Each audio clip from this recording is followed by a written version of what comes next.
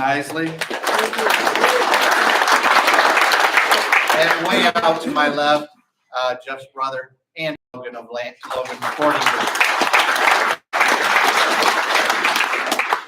Recognition of our club sponsors up on our screens. We have Aultcare's Primetime Health, Dr. Peter Ferguson, and a new one that was announced yesterday.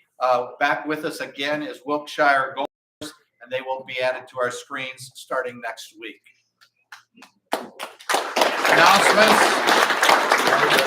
Announcements. Please take note. 2 weeks from today, Monday, October 3rd. Most of you got your tickets today. Hosted by the Pro Football Hall of Fame, and it will be at the Nash Family Event Center and Conference Center over at the hall. So don't come here on the 3rd because you won't find anyone here. Why is the parking lot empty? You'll know why. Tickets go on sale today for the first time and next Monday only. It'll be $15, the same cost as it is to attend here.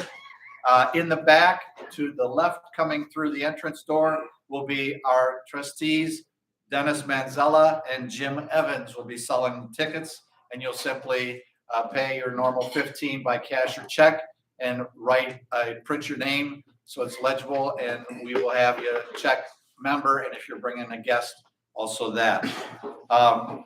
They'll also be on sale today after luncheon, after our lunch, for about 15 minutes, again, in the way back room. None will be sold next week during our speaker, of course, and question and answer period. So noon to 1, there won't be any sales. Parking instructions for the 3rd over at the hall are available in your emails, on Facebook, and at the table where tickets are sold. Club members who paid their memberships prior to September 12th, see Tim Richard, our treasurer, as he has a list for the tumblers, which is your gift for renewing your membership.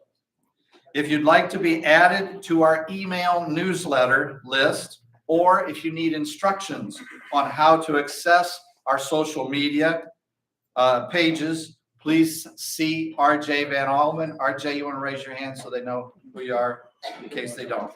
And those are updated daily, by the way. Facebook is our best social media source, okay? I had no club members' illnesses reported to me, so we will move on to our raffle tickets today. And hope you're a winner.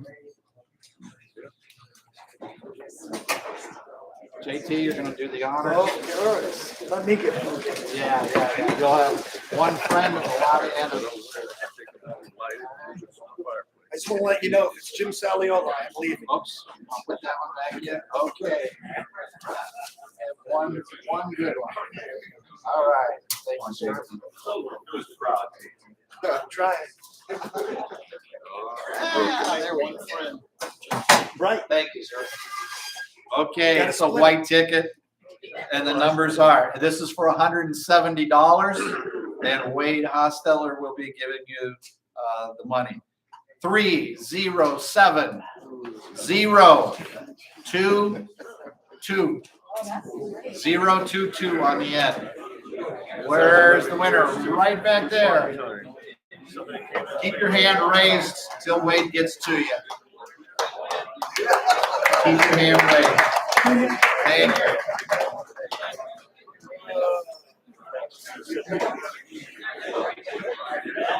Okay, and next week our guest will be Michael Desager, a PGA professional, and listen to this. This is just a partial list of his clients. Some names you probably will notice. Paul Warfield, Leroy Kelly, Brett Favre, Archie Griffin, Franco Harris, Steve Harvey, Samuel L. Jackson, Michael Jordan, Magic Johnson, Dr. J. Kenny Griffey Jr., and many, many more. I should be rich. So that's who we got to look forward to next week. Without further ado, I'm going to call up Jeff Turk to introduce our speaker today. Thank you.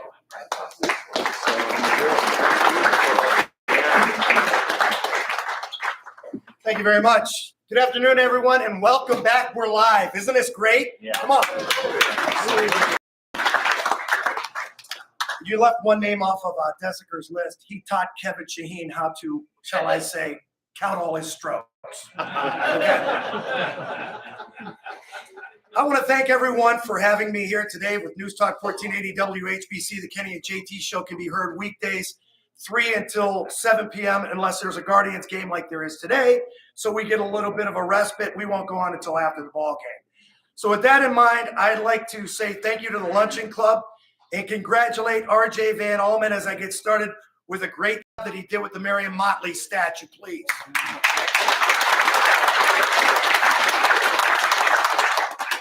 As a lifelong Cantonian and football fan, I thank you. Now, RJ, it's time to get cracking on that Len Dawson statue. They need one over in the Carnation City, too. All right? Yeah. The reason I bring that up, folks, is because there are some names that are synonymous with school districts and football in Stark County. For instance, when I say Len Dawson, everyone says, when I say Grimsley or McDaniels, you say, when I say Studer or Spielman, you might say, and when I say Kuhn, you might say Louisville. Today's speaker's from a family you've heard of too. It's the Hoover family. You really can't say the name and not think Logan. Football, basketball, track, lacrosse. No wonder their dad opened up a sporting goods store. You got to keep these guys in pads. He's a Stark County High School Player of the Year. 32 touchdowns. Let that sink in for a second as a junior. 30 as a senior. Hell, I would have taken just half of that. Yep. On to college at Ohio State University in an era of Tony Dorsett. He was still Tony Dorsett back then.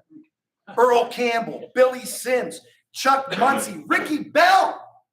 And then a two-time Heisman Trophy winner. He's going to go there and play with Archie. No small task. 1977, all Big Ten, team captain, 1978 grad from The Ohio State University, where his dad also was a standout. Hard to believe there are only two father-son combos to play for Woody. We've got one of them here with us today. Jeff can be heard on AM 610, WTVN pre- and post-game, also high school football. He talks Buckeye football. Closer to home, we're fortunate to have him as a weekly guest on the Kenny and JT show Mondays at 4. His expert analysis of Buckeye football is second to none.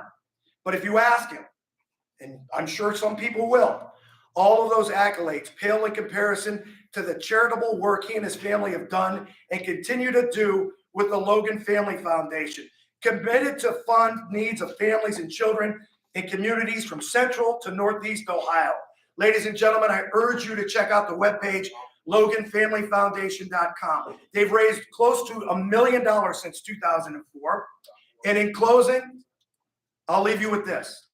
There are great athletes, but there are better people.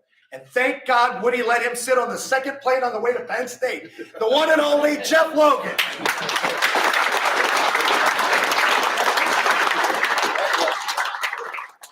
OH. Oh. TJ, how good does that sound? Love it. One more time. OH. Oh. That's so cool to be here. Thank you all so much for the invitation to be here with you today. It is so special to walk in and see so many familiar faces. You know, I live in Columbus now, still have family back here, obviously, but don't get back here enough. And I missed an anniversary last week that I really, truly was hoping that I would be able to work into my schedule. It was 50 years ago. The North Canton Hoover Vikings, 1972, went 10-0 under the coaching of Don Hertler Sr. and my running backs coach, Gordon Isley.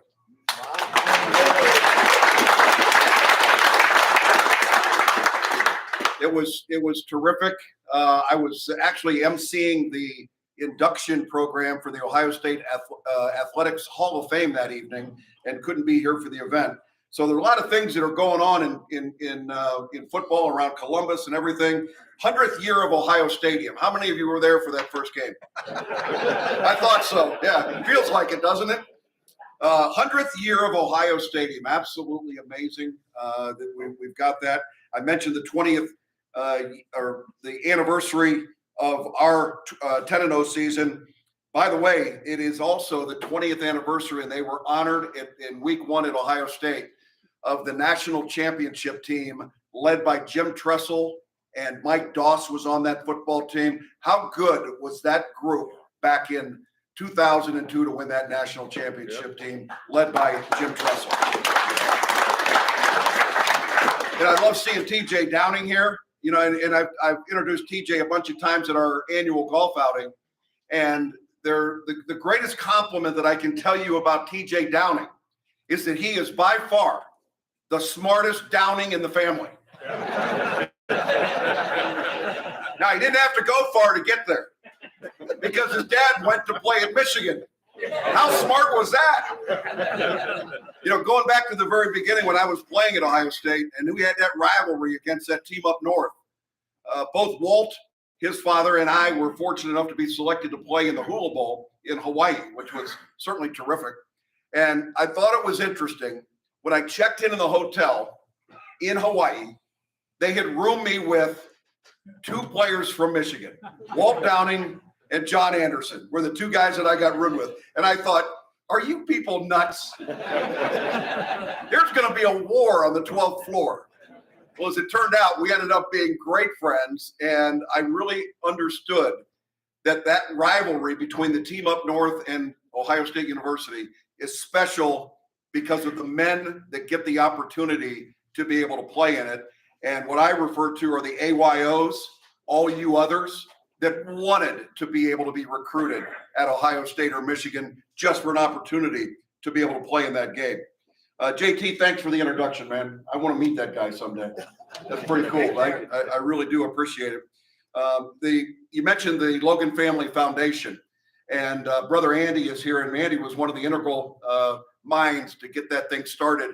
We'll be 20 years when we started the Logan Family Foundation, and we believe that we had an opportunity as a family and that we had a responsibility as a family to be able to raise a lot of money and help families and children in the communities in which we live in today and where we grew up. So that concentrated on Stark County.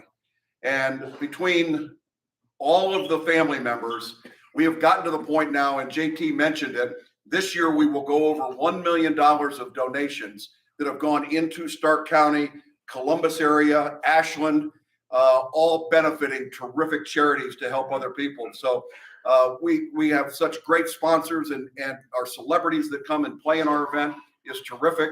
We'll be June 5th at Congress Lake. If anybody wants to get a team together, get to Andy, get in there. It's a lot of fun, and I know we're going to have a blast this year. So anyway, any Toledo fans in here? Sorry. Yeah, I think there'll be enough guys to play next week. But that was quite a challenge for Toledo, obviously, to come down. They got their check. They were happy. They were able to fund the next 3 years of their athletic budget, having played at Ohio State. But in all seriousness, how great is it that we're able to share some of that revenue with other schools in the state of Ohio? I think it's terrific that we're doing that instead of like in Arkansas State. I'd rather us play Toledo or Miami or Kent or Akron or some of the great schools in the state of Ohio. We've got a pretty good football team in Columbus. I don't know if you've noticed, but ranked number 3 in the country. And after Saturday's performance, became the number 1 offense average yards per game in America. There's no question Ryan Day, as the head football coach at Ohio State, has an incredibly offensive mind and strategy, and he's got pretty good players to execute it as well. And he'd be the first one to tell you that. Having a quarterback like C.J. Stroud in his second year as a starter, the balls that he fit into tight windows on Saturday were all NFL throws. Now, God save us if the Browns decide that they want it. By the way, I drove by the Hall of Fame today. God, it's great to come up 77, see that beautiful football and all that's there. And they've got that billboard out front where they have what's going on in the Hall of Fame today. They said in the theater today they had a special viewing of a horror film, and it was yesterday's Cleveland Browns game. I don't know how you survived that as a staff, but unfortunately, I don't follow pro football that closely. God bless you people that are long-time, lifelong Cleveland Browns fans. You deserve better. It is not going to change. Some things did change at Ohio State. We may have had the worst defense in America the last couple of years. And I'm not saying that jokingly. We sucked at defense. And the only way that we were able to compete in the last couple of seasons was to outscore people. I mean, it was a total embarrassment of what's there. Now, Ryan Day, as I mentioned, is a very offensive-minded coach, but he also has a great deal of pride and understands what the brand of Ohio State is all about. And if you're not willing to go out there and play tough on defense and be aggressive on defense and be proud of what that defense does, he doesn't want you around. And that's what happened to that entire coaching staff last year. They're all coaching somewhere else. And he brought this Jim Knowles in from Oklahoma State. And I was a little suspicious because last year we were wondering, is it athletes or is it scheme? All right. Or is it a combination? Nobody knew what the answer was. But the only thing we were going to change basically with Jim Knowles coming here and all of the other coaches that were coming along with him was the scheme was going to change. And my concern is you've got the same characters. You got the same players basically on that defense. How are you going to make them better by just changing the scheme? Well, they not only changed the scheme, but they also changed the culture of that program. Remember the good old days when we were called the Silver Bullets? Well, that's what they have become again, our Silver Bullets. And I've been really impressed. They got a long way to go. I mean, the improvement, though, of that defense, I think, has been terrific. And we're certainly moving in the right direction. So proud of what the Ohio State football team was able to do. Really proud of the way they played in week 1 against Notre Dame. I'm sure there are some Notre Dame fans in here. It's okay. You got to win finally. You got to feel good. And thank goodness for Marcus Freeman, one of our own, to be able to get that win. I've got a special place in my heart for Notre Dame. I think I may have shared this story with you guys a number of years ago, but I was being recruited by Notre Dame really hard out of North Canton Hoover. Ara Parsegian was the head football coach at the time, and I went there to visit. So think about this. This is 1977-78. And at that time, UCLA in basketball with John Wooden had won 88, I think is right, 88 straight games. And they were playing Notre Dame that weekend in South Bend. That was my recruiting visit weekend. All right. So I'm there, and Notre Dame upsets UCLA, and all of a sudden I'm like turned Catholic. I got going like, this is pretty cool. All this excitement. I got down there Sunday morning. I'm in the meeting with Ara Parsegian, and I know what's coming on. This is the close. This is where he wants the commitment that I'm going to be a member of the Notre Dame Fighting Irish. And I said, Coach, I didn't think I would be interested in this place, but my goodness, that basketball game last night, the excitement of the fans, I think I got the tradition. I think this is a place I can play. But I need you to come meet my family. My mom and dad are very important in the decision. I want you to come meet them. And the week before, I had Woody Hayes, Bo Schembechler, Joe Paterno, and Barrett Bryant in my house. Pretty impressive group of guys, right? And they're sitting there in my living room talking with my family and my parents about the opportunities for me to further my education and play football at these schools. And Ara Parsegian kind of stands up and he shoves himself away from the desk. He says, son, I don't leave this place for anybody. And I went, you SOB. You can take your Irish and you know where you can put it. I was done. And from that time on, TJ, I figured the only thing worse than a Michigan fan was a Notre Dame fan. Now, during that recruiting process, Andy asked I share this story with y'all that maybe you haven't heard, but we were playing Penn State University. Now, I came very close to going to Penn State. Joe Paterno was there as a head coach, great guy. They were independent at the time. They weren't in the Big Ten. Great opportunity for me to play because they didn't have somebody there by the name of Archie Griffin that played the same position I did. So I knew I wouldn't have to worry about going over there and trying to replace that dude. So we're flying over to State College, and it's a rotten day. It's just cloudy, rainy, thunderstorms everywhere. And we get to the airport. We find that they've got 2 separate airplanes set up on the tarmac. All right.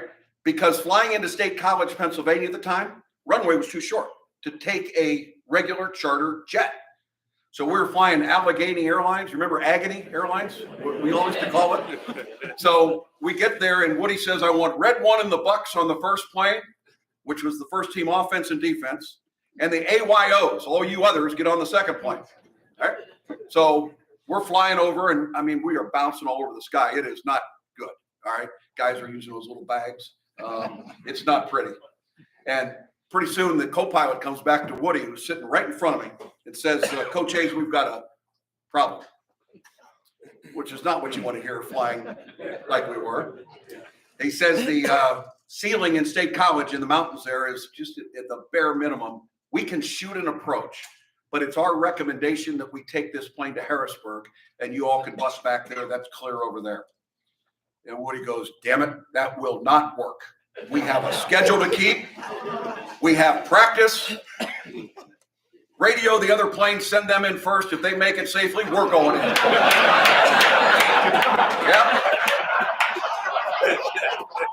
Wow. I have never been so pleased to be on the first team in my entire life. We won that game over at State College. It was an important game as far as I was concerned because I really wanted to impress on Joe Paterno that as much time and effort he put into recruiting me was not wasted because I had so much respect for him and that program over there.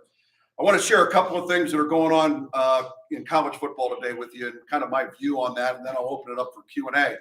But we have this thing now called the transfer portal. It is another way of giving a name to something called the land of misfit toys. All right. And I will tell you, and TJ, I think you'll agree with me on this. And Andy, you played at the highest level in Division I football. No freshman has ever gone to the school that they picked and didn't have second thoughts at some point in time, especially during that freshman year. Trust me, whether you're homesick or somebody's beating you out or somebody's bigger or faster or stronger, you always think the grass is going to be greener on the other side. Had we had the transfer portal at the time that we were playing like it is today, I wouldn't have had half the teammates that I have. And I probably would not have been one of those teammates because I got there and started feeling sorry for myself. 2 years was a long time to wait for Archie to win a couple Heismans and get the hell out of town. All right. I wanted to play. And I knew if I went to Penn State or Georgia Tech or some of these other schools that I could play right now as a freshman. So the way it is today, guys and gals, is that programs are now recruiting to the transfer portal first to make their teams better, faster. Best example of that, Michigan State University a year ago. All right. They had 22 transfer portal guys. 17 ended up being starters on their team.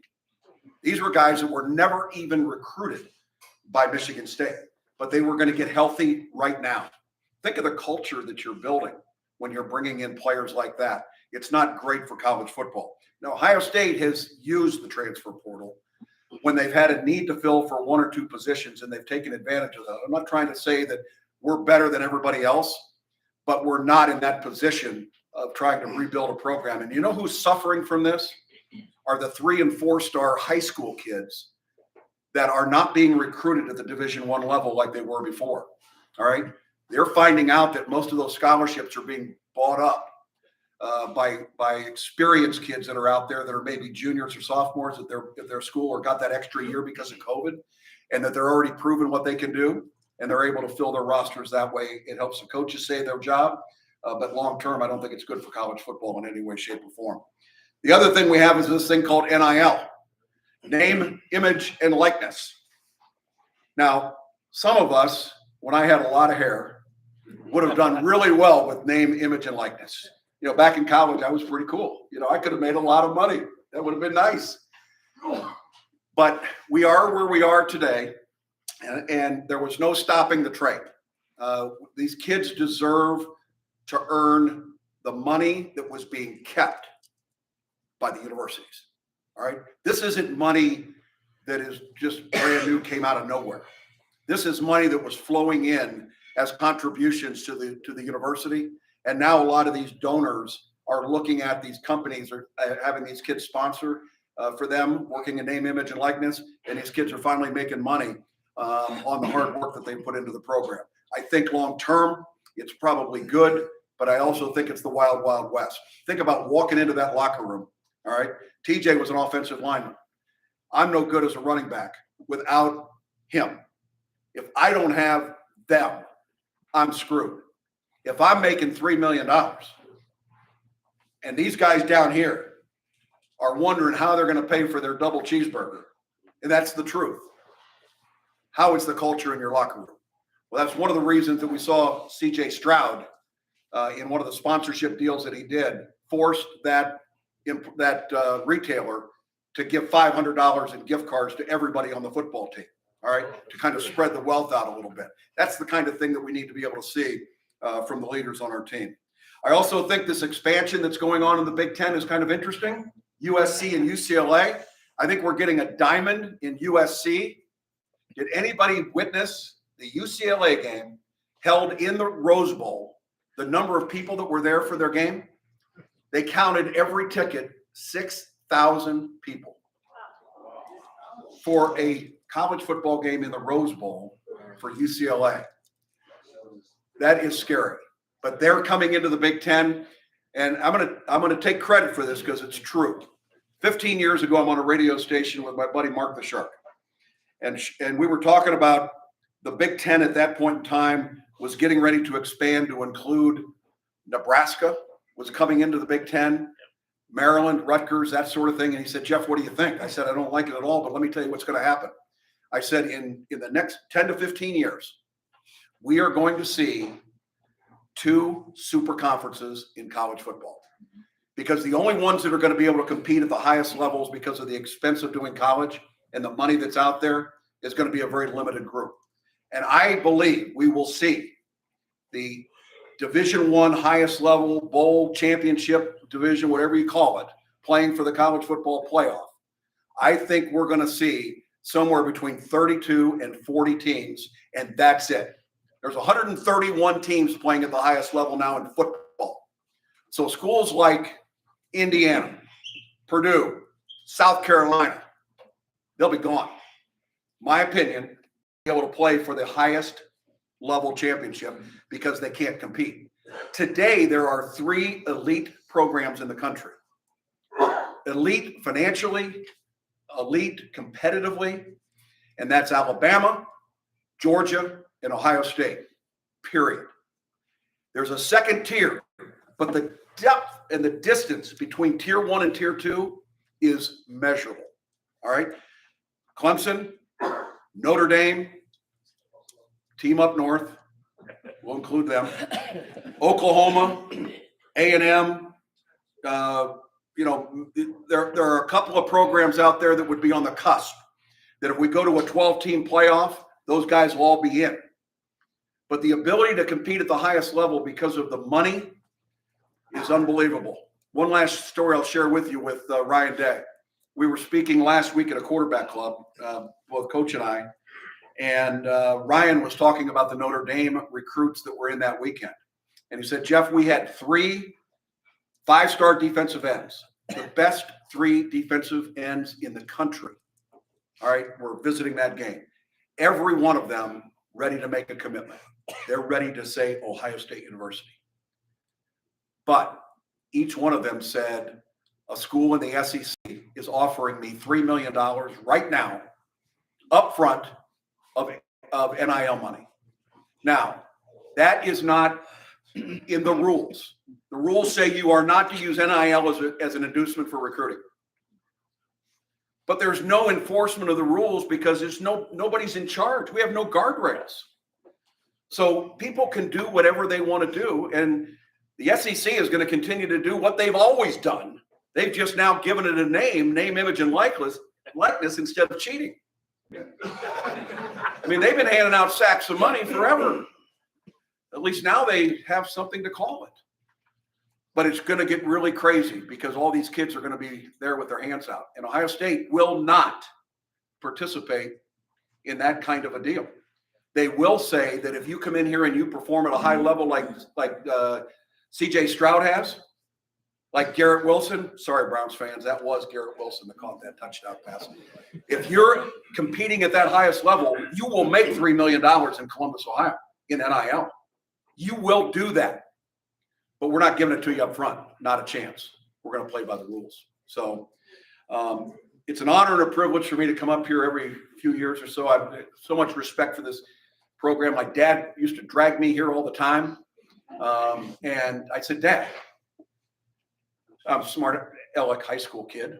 I said, that's just a bunch of old guys talking football. I'm looking around here, it's a bunch of old guys talking football. Keep it going. It's great. I think it's awesome. I also want to say that I always enjoyed, and I was able to listen, that my brother Judd, who we lost back in January after a battle with leukemia and eventually COVID, loved coming to this meeting. Loved bringing his Olympic paraphernalia here. How many of you remember when Judd was here to speak? Did a terrific, thank you. Did a terrific job, and more and more of what we do within the Logan Family Foundation, we set it up to honor our parents, first of all. I did get a chance to visit my mom this morning on the way up here, so that was terrific. She's doing great. I thought she was maybe the oldest person I knew, and then I found out Gordy Nisley just had his 95th birthday this week. So she's got a ways. How about that? 95 from Gordy Nisley. So we will continue to honor our parents and the memory of Judd by doing the best job that we can do in the Logan Family Foundation. Judd's saying that he always had, that I've got on the presence of mind, is that I gave all I had. What you keep is gone forever. So I challenge you all, if you've got an opportunity to help somebody, do it. Don't save it. Do it, because you never know when that opportunity might go away. So quick questions and answers. We okay time-wise, Coach? Yeah. All right. Yes, sir. How long do you think it'll be before they expand the playoffs? How many teams do you think it'll be? Well, I think it'll be 12 for sure. The presidents have voted on that already, and that it's going to be 12. They're saying it'll be no earlier than 25, but there are already plans to make it in 2024. So I think we're going to see it sooner rather than later. And the format's going to be the top 4 seeds will get a bye. 5 through 12 will play each other like the NCAA basketball tournament, 12 against 5 and so on and so forth. And those first round games, theoretically, will be at the highest seeds, lowest seeds, the better of the programs, home campus in that round 1. So at least give fans a chance to be able to go because people can't travel 3 weeks in a row to these playoff games and everything. So I think it'll be 12, and I think it'll happen in 2024. Who else? Yes, sir. Has there been any movement? I noticed I read on the internet, I guess beginning of last year, about college players unionizing. Yeah, that's a great question. There were a lot of conversations. Some of it led by the quarterback over at Penn State, who's been there for like 9 years now, it seems like. But smart dude that really challenged, and they were looking at unionizing. And I think what made that go away was the approval of NIL, because that's really what they wanted to get taken care of. Now, there may be further push because of the size of the new media agreements that were just recently signed. And what right do the kids have to those kinds of revenues that are brand new? So we may see that ugly head come back again. Good question. Yes, sir. Do these NIL players have to pay taxes on that? Boy, that's a great question. The answer is yes. This is income. All right. How many of you ever been an independent contractor and you have 1099 income? That's exactly what it is. It's not W-2 income. You don't have an employer withholding. And what do you think the chances are of an 18-year-old kid figuring out that he's got to pay quarterly tax estimates? I mean, are you kidding me?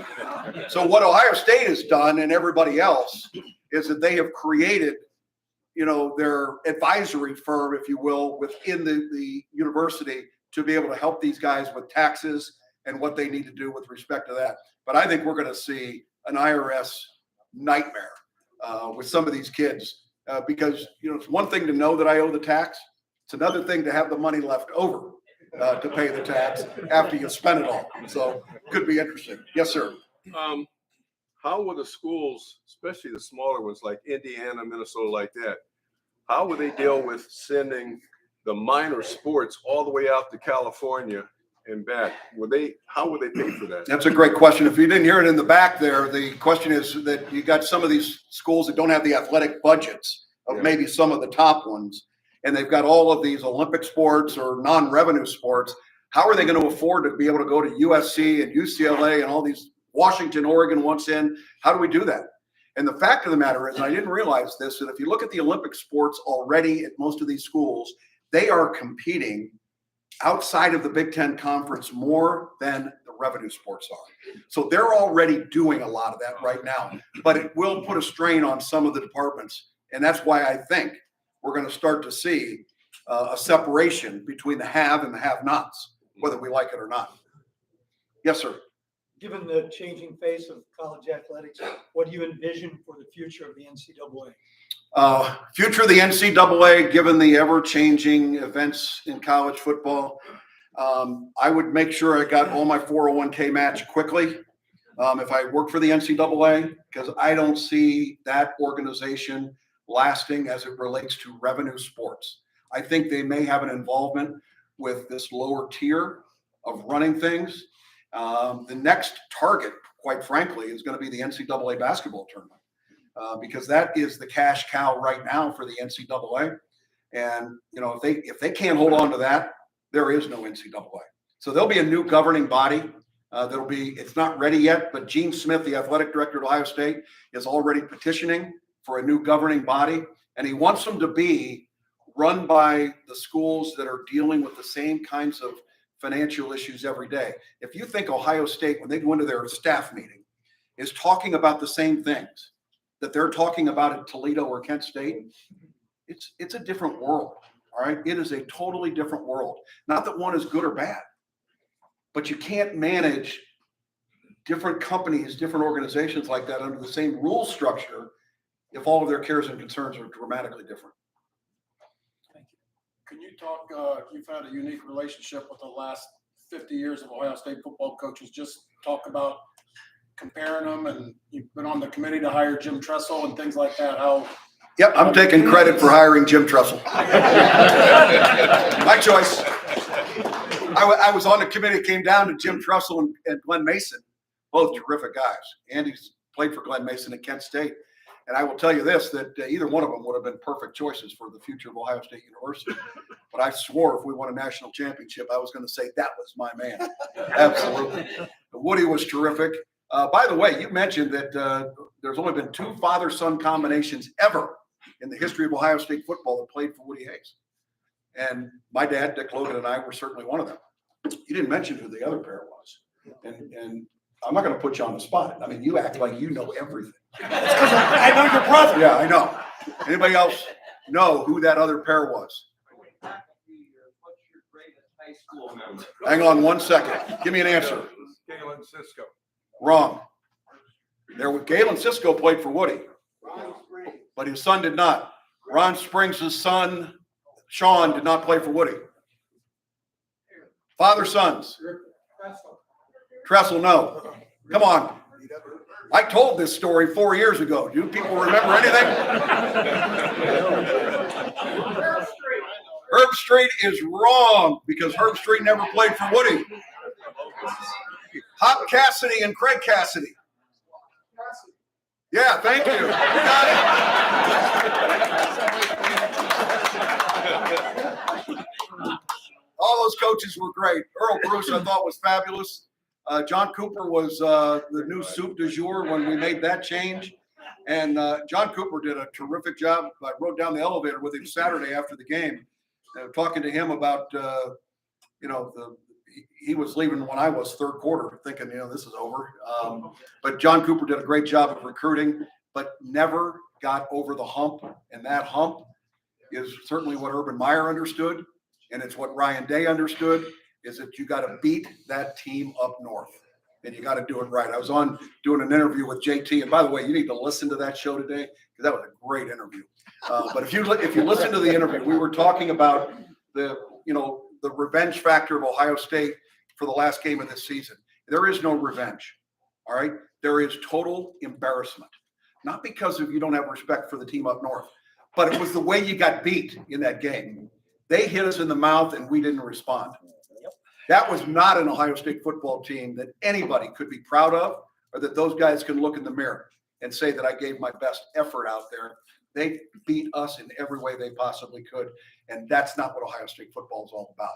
It should come down to one play or two in that game. And we were so outclassed in that game, TJ, it's not even close. So I think we will be better this year. I know we will be better this year. Go Bucks. Have a great one, everybody. Thanks.